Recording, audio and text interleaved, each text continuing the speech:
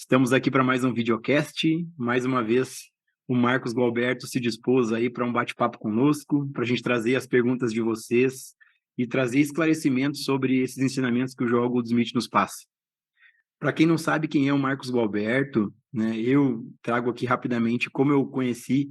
Eu venho há muitos anos numa busca espiritual, mais de 10 anos, e nos últimos anos focado nesse trabalho, nesse estudo do Joel Goldsmith. Inclusive, nesse meio tempo veio essa guiança interna de fazer o canal, fazer as leituras que estão disponíveis aí no canal Luz do Despertar. E agora, mais recentemente, nos últimos meses, mais precisamente no final do mês de junho, veio algo muito forte internamente para mim parar tudo. Parar a gravação de áudios, parar os encontros de estudo que a gente tinha também, para se interiorizar e algo interno me dizendo que algo novo estava por acontecer. E pela graça de Deus, aí, no decorrer do mês de julho, me deparei com um vídeo no canal do Mestre Gualberto, um vídeo dele tratando exatamente sobre esse assunto, sobre iluminação espiritual. Num primeiro momento, ao ver o nome do canal, Mestre Gualberto, essa identidade egóica aqui já ficou, opa, como assim mestre? Né? É algo que a gente até já conversou, né, mestre, em algum outro videocast, falando um pouco mais sobre isso, mas para mim, naquele primeiro momento, eu fiquei com um receio. Como assim mestre? Quem é esse rapaz que acha que é mestre? E depois eu fui saber, e o próprio Marcos já compartilhou, que na realidade nem foi ele que criou, né, o canal, ele, né, não se intitula mestre, mas as pessoas que estão próximas dele passaram a chamá-lo assim, e acabou ficando, né, essa história de mestre. E nesse outro videocast, o Marcos falou um pouco sobre também, mas passado esse receio de princípio ao ver um vídeo do mestre Gualberto, eu assisti o vídeo e ao assistir o vídeo algo que eu não soube explicar me pegou, né? E me gerou uma curiosidade em saber mais, né? Saber quem é o Marcos Gualberto, saber se de fato existe aqui no Brasil alguém que já tinha atingido essa realização de Deus, esse estado natural, essa iluminação espiritual. Porque de fato, o mestre Gualberto, Marcos Gualberto, pela graça de seu mestre Ramana, atingiu, entre aspas, que é nada mais do que esse estado natural de realização, de plenitude. E aí, com essa curiosidade, com esse algo que me tocou, eu fui participar do encontro online, que são chamados satsangs, que é encontro com a verdade, de um final de semana intensivo, sábado e domingo, para entender, né, para ver o que era isso. E aí, durante o final de semana, eu pude muito mais do que entender alguma coisa, mas sentir algo. Sentir algo que mexeu aqui dentro, que me trouxe um silêncio, que me trouxe algo que eu desconhecia. E aí, de lá para cá, já fazem alguns meses, eu venho nessa proximidade com o mestre, é sem palavras, é pura graça, é indizível, porque estar na tua presença, mestre, é paz, é um silêncio que eu tanto procurei em meditação, que eu tanto procurei em técnicas que eu já tinha feito e passado, mas estar apenas na tua presença, focado nos teus olhos, esse silêncio se instala.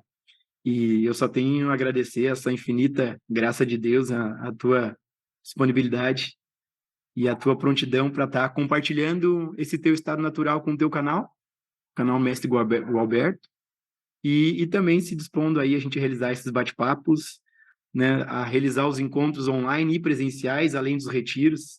Recentemente tivemos um retiro de final de ano, onde eu tive a graça de poder participar.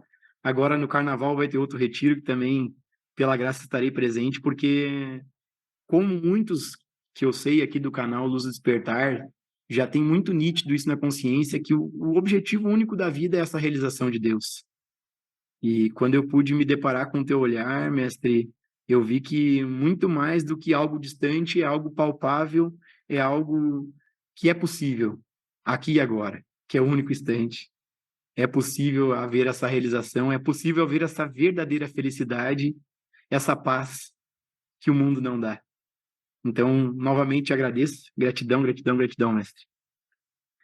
Mestre, a gente, no vídeo de hoje, eu quero trazer um trecho aqui do livro do Joel e também perguntas, iniciando, mestre, pelo trecho do livro Viver Agora, Um pequeno parágrafo que eu quero que o mestre comente um pouco. O Joel fala nesse trecho assim, ó, a fim de atingir aquela mente, mente com M maiúsculo, que também estava em Cristo Jesus, torna-se necessário descartar todas as imagens e conceitos de Deus, e firmar-se até que o reino de Deus interior se revele, e chegarmos por experiência, não por leitura ou de ouvir falar, ou a saber, sem qualquer dúvida, que Deus é o nosso ser divino, nossa própria vida, nossa própria alma, nosso próprio ser. Mestre, pode falar um pouco do que é essa experiência desse ser, desse ser divino? Pode falar um pouco para nós sobre isso, mestre? Vamos lá, então. Nós aqui temos que ter, sempre como eu tenho dito, uma certa paciência com a linguagem. A fala, ela é bem limitada. A linguagem, ela é basicamente dualista. Ela carrega sempre essa ambiguidade nela mesma. Então, vamos rapidamente colocar aqui para você alguma coisa sobre o que, no caso aqui, o Joel está chamando de mente. Ele fala da atingirmos aquela mente de Cristo, e ele bota com M maiúsculo. Essa expressão mente de Cristo, aqui, se nós substituirmos essa expressão mente por consciência real, fica bem mais simples. Para assumirmos essa consciência real, ou essa mente, para termos essa mente que havia em Cristo, temos que nos esvaziar, diz ele aí, de todos os conceitos. Isso é perfeito, porque essa mente de Cristo, na realidade, é essa consciência do Cristo. Essa mente de Cristo, ou essa mente em nós, é essa consciência, fora dessa mente que é tão comum a todos nós, que é a mente da tradição, a mente da cultura. Essa mente que eu tenho chamado de consciência mental. Então vamos ver isso aqui dessa forma. Há em nós essa consciência mental, é a consciência de percepção de mundo com base em pensamento, experiência, conhecimento e memória. Isso é a nossa mente, que a gente poderia chamar de mente, é estar consciente. Esse estar consciente é o que eu tenho chamado de consciência mental. Nós precisamos descobrir em nós a realidade da consciência do Cristo, que é a nossa consciência verdadeira, a nossa consciência real. Essa não é a consciência mental. Não é essa onde está todo esse fundo de condicionamento de cultura, de tradição, de história desse personagem que nessa mente pessoal, nessa mente egóica, nessa consciência mental, nós acreditamos ser. Então, para realizar essa verdade daquilo que somos, o que o Joel diz aí claramente, é que é necessário, de fato, um esvaziamento de todo esse conteúdo, de tudo aquilo que é conhecido, de tudo aquilo que é parte desta consciência humana, desta consciência egóica, desta consciência comum a todos, para a vivência de algo que transcende a essa consciência mental, a essa mente egóica, a essa mente comum. Aqui ele usa a expressão a mente de Cristo. E aqui eu estou substituindo agora provisoriamente por esta consciência do Cristo. Essa consciência do Cristo é algo presente quando há um esvaziamento de todos os conceitos, crenças, padrões ligados a essa condição de mente egóica, de mente pessoal. É simplesmente isso que ele está dizendo. E nós temos enfatizado isso dentro dos nossos encontros. Nós precisamos desta realização da verdade sobre quem nós somos. Mas nós não somos quem nós acreditamos ser. Essa confiança que estamos dando ao pensamento, ao sentimento, às emoções e a todo esse fundo de história humana que temos dentro de nossa cultura, isso nos dá uma identidade que nós chamamos de eu. Esse eu, ele está naturalmente separado do outro, da vida e de Deus. E é ele que carrega e ele é basicamente essa condição de mente egóica ou de consciência mental, é ele que carrega todo esse conjunto de crenças, de conceitos. Inclusive, tudo aquilo que nós lemos também é ligado às palavras de Cristo, ou às palavras do Joel, ou de qualquer um que tenha realizado a verdade é que terminamos incorporando isso dentro dessa própria estrutura antiga e velha, que é essa mente egóica, que é essa consciência egóica. E nós não precisamos disso. Nós precisamos, na verdade, de um esvaziamento de tudo isso, para adentrarmos a esta consciência do Cristo, a essa mente do Cristo, que é essa verdade do nosso ser. Então, aqui se trata de algo que só é possível através de um trabalho de autoestudo, de reconhecimento da verdade em nós. E esse reconhecimento da verdade em nós passa necessariamente pelo esvaziamento do mim, do eu, do ego. Enquanto o sentido do eu estiver, haverá esse sentido de separação, esse sentido de dualidade, e não haverá esta unicidade, ou, na linguagem do Joel, essa união consciente com Deus, onde, na realidade, o que fica presente não é mais o eu, e sim esta inteligência, esta presença, esta ciência da verdade de que só há Deus. Não é eu e Deus, só há Deus. Esse eu é uma produção da imaginação, do pensamento em nós.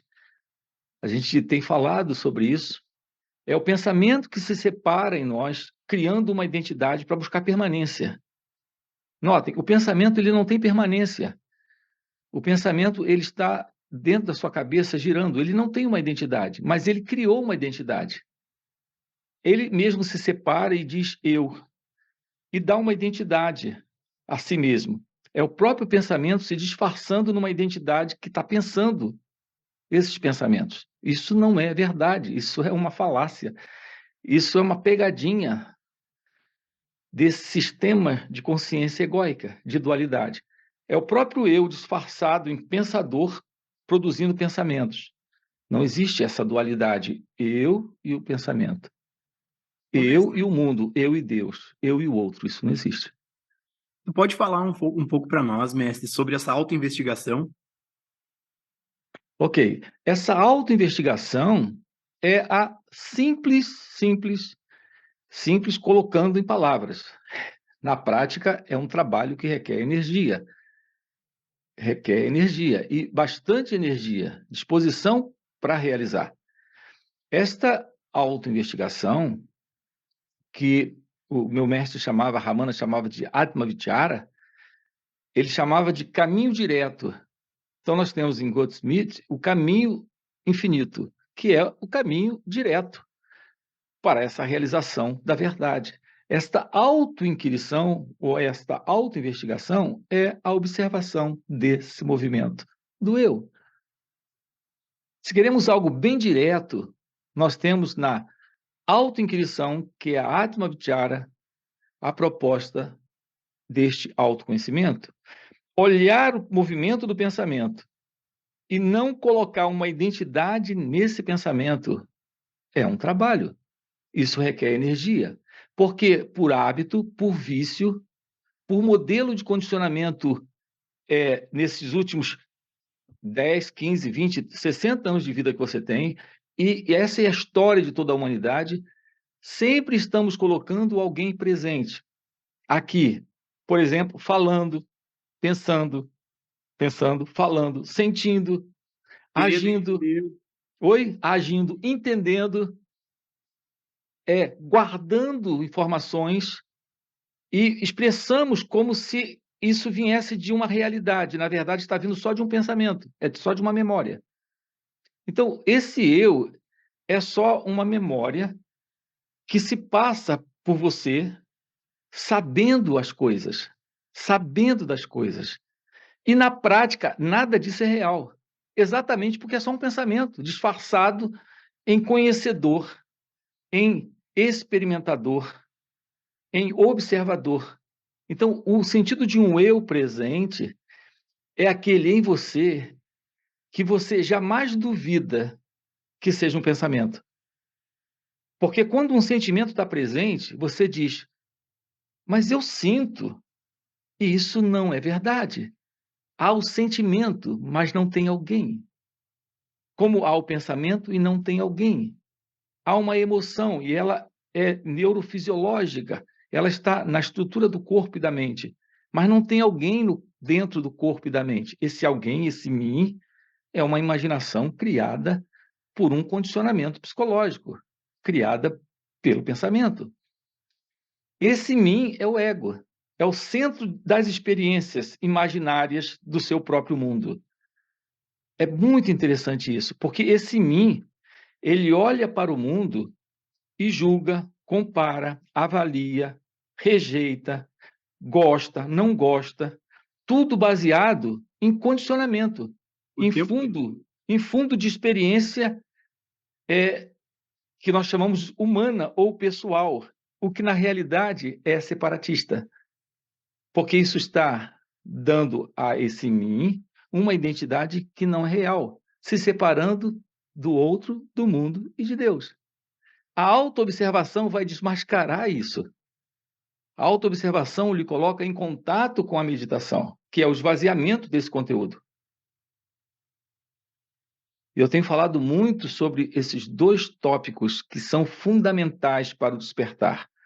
Autoconhecimento, e aqui eu me refiro a verdadeiro autoconhecimento, não é aquilo que você vai aprender nos livros, vai aprender com um especialista, vai aprender na psicologia. Aqui eu me refiro à arte de olhar para si sem ver esse si mesmo dentro da experiência.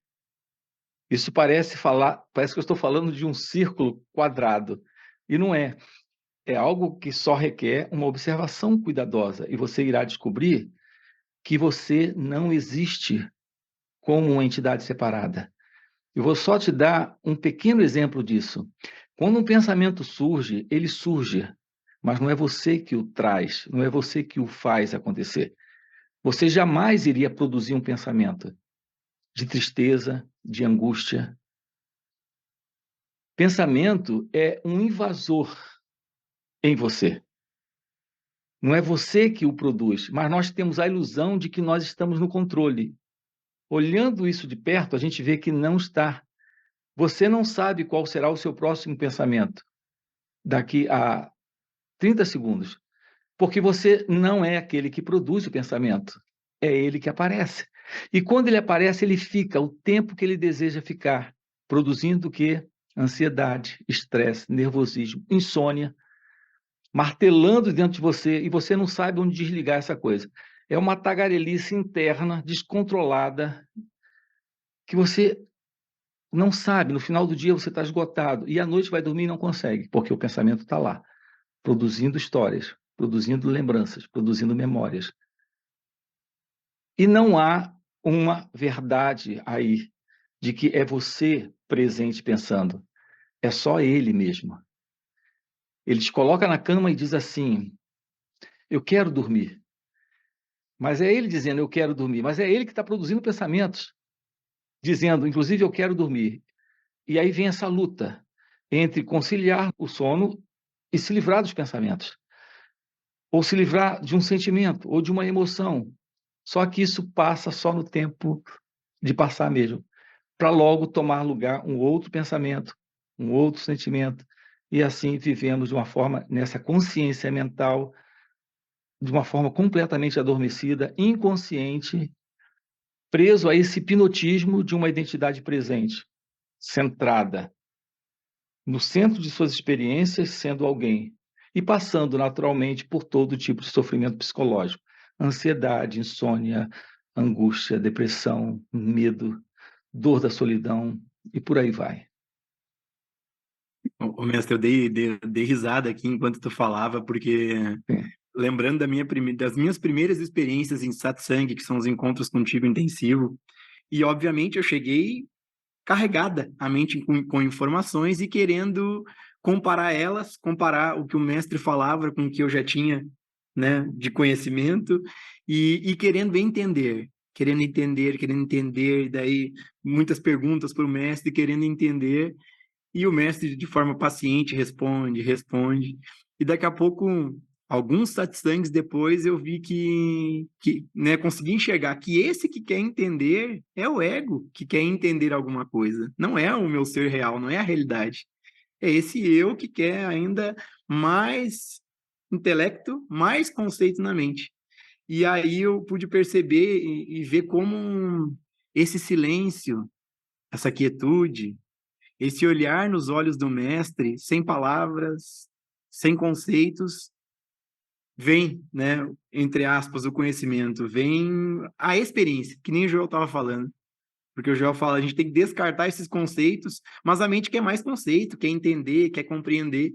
E esse descartar os conceitos, né, na tua presença, mestre, fixando no teu olhar, é algo que, né, acontece, é pura graça, porque foi alguns satsangs até, né, virar essa chave, assim, de ver como não é entendendo com a mente o que é a realização, o que é a iluminação, mas experienciando isso. E claro, com o mestre, com a graça, na forma física, fica algo que é muito mais fácil, né, para ser percebido na tua presença. Nossa natureza, Gilson, essencialmente é silêncio. Nossa natureza essencial é silêncio. O movimento do pensamento dentro das nossas cabeças é uma disfunção psicológica. O ser humano, ele não tem como discordar do que eu vou dizer agora.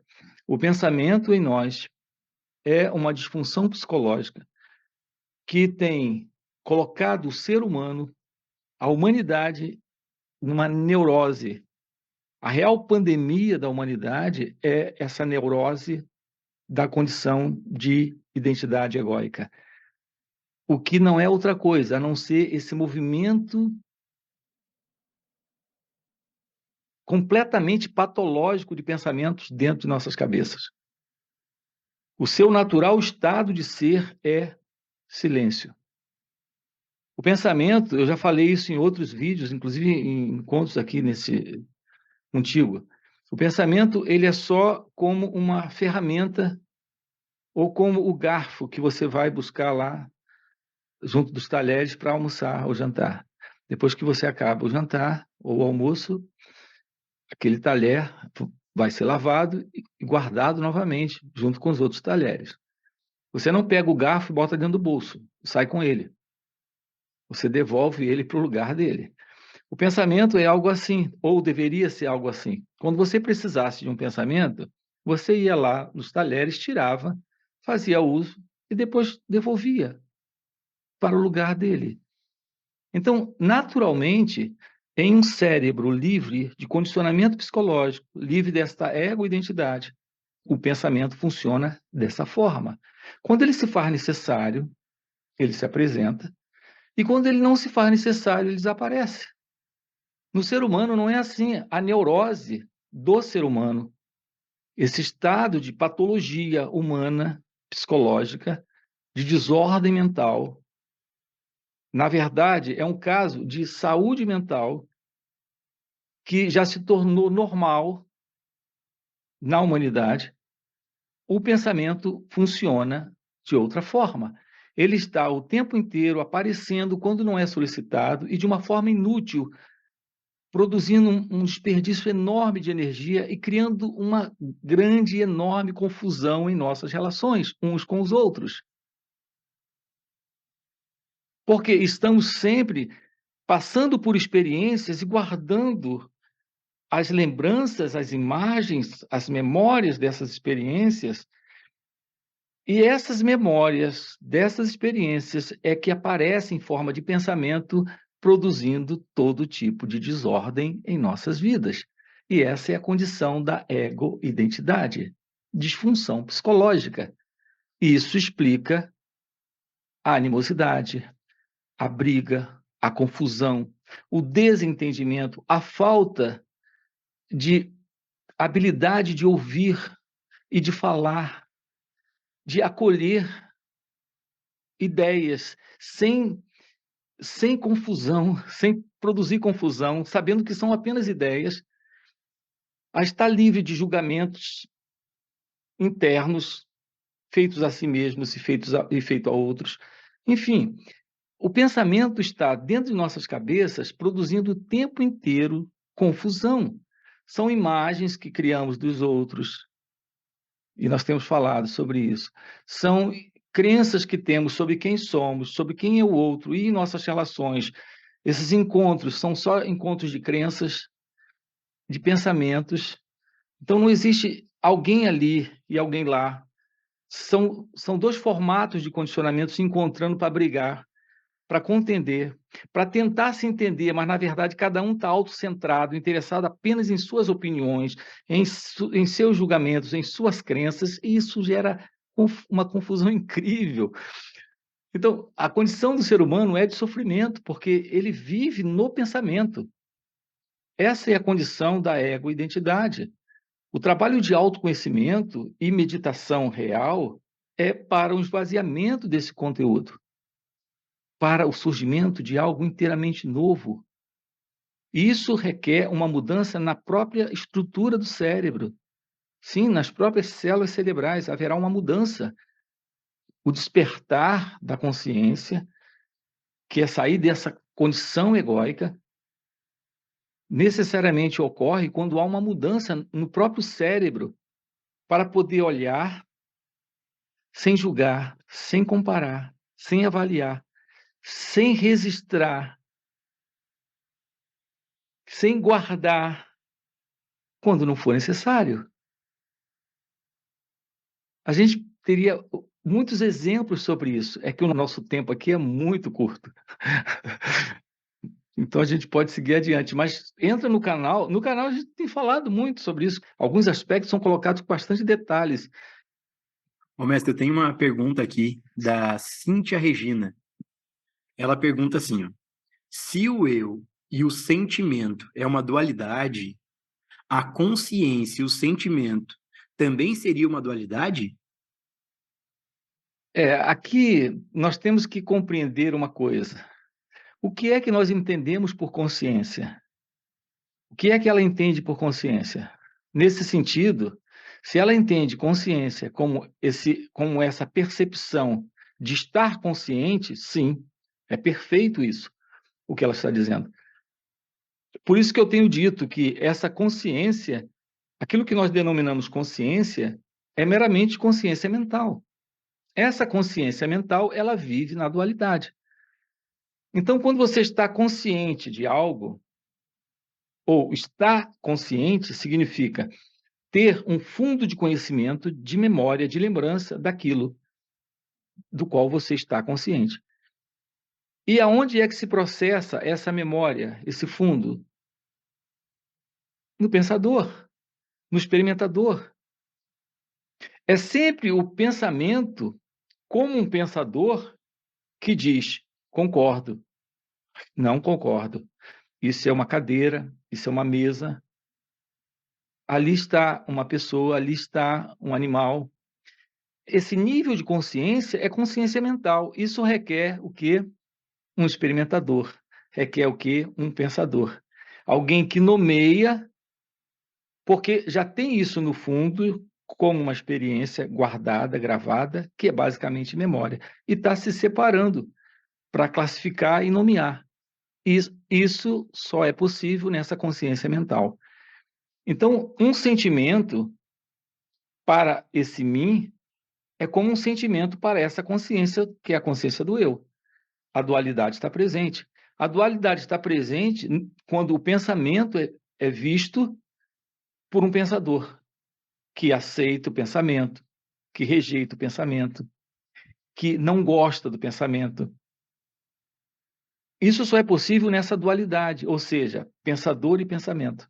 É o próprio pensamento se disfarçando no pensador, criando essa dualidade. Quanto a uma emoção, é o mesmo jogo. A emoção está presente e existe a ideia de alguém emocionado. Não tem alguém emocionado, tem a emoção.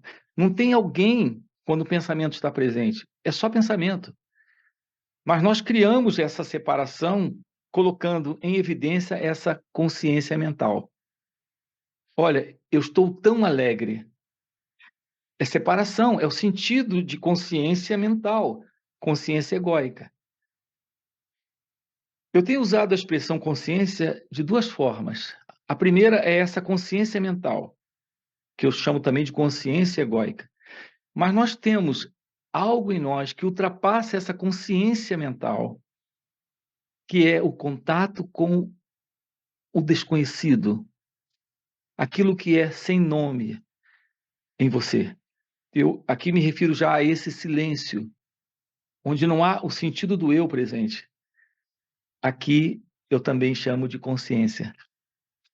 Essa consciência eu chamo de ser, consciência, felicidade. Então, essa consciência está fora desta consciência egóica, desta consciência mental, desta dualidade, desse sentido do eu. A mente de Cristo, como foi colocado agora há pouco, é a consciência ser felicidade. Não é a mente comum da humanidade, essa neurótica mente que nós conhecemos. Neurótica mente que nós conhecemos. Essa mente neurótica que todos nós conhecemos.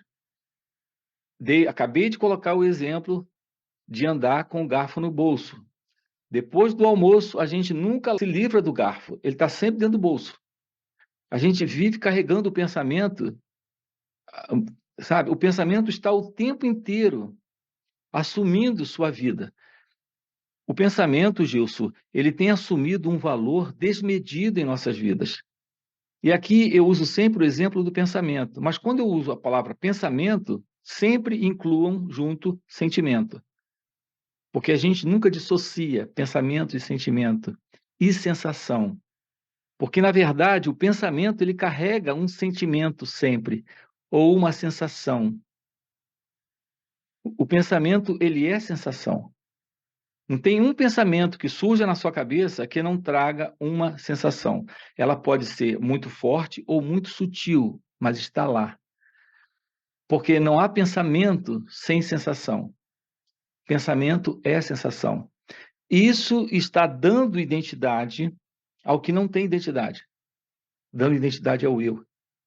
Nós não sabemos lidar com o pensamento sem dar a ele o lugar que ele de fato tem. Ele tem um conteúdo emocional, sentimental, sensorial dentro de nós, nessa identidade egóica, nessa consciência egóica, nessa consciência mental muito forte.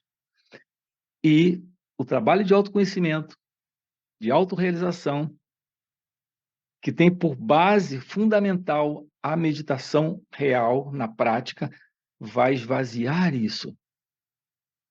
Então, o pensamento perde o valor. Se ele perde o valor, se ele perde a importância, ele desaparece da sua cabeça. O ser humano carrega essa tagarelice interna, essa neurose interna, vive carregando com ele sempre esse garfo inútil, que era só para ser usado no jantar, dentro dele, o tempo inteiro. O pensamento é algo assim, em razão dessa valorização que o ego dá ao pensamento, que esse mim dá ao pensamento. E por que é que o pensamento faz isso, Gilson? Porque ele precisa preservar sua permanência. É por isso que ele cria o pensador. Ele precisa preservar sua identidade. Então, ele cria o experimentador. Ele precisa preservar sua identidade. Então, ele cria aquele que sente a emoção. Aquele que tem a sensação. Aquele que tem o pensamento. Essa identidade egóica é a ilusão de um eu presente nesta vida. E na realização de Deus, na realização do seu ser, isso se desfaz. Perfeito, perfeito, mestre. Gratidão, gratidão. Já Já foi o foi, nosso tempo aí. foi o nosso tempo. Esse nosso bate-papo. Pessoal, comentem, façam perguntas, compartilhem, deem um like. E quem sentir, né, participe dos encontros com o Marcos para poder sair do entender, mas ir, que nem o Joel nos traz, para o realizar, que é além de um sentimento, do que é todo esse conteúdo que o Joel Goldsmith nos traz, que o mestre Gualberto nos traz. Gratidão, mestre. Até a próxima. Por isso, a base, repito, a base está no autoconhecimento. É fundamental você se tornar cônscio de si. Esse autoconhecimento irá lhe mostrar que aquilo que você é transcende o experimentador.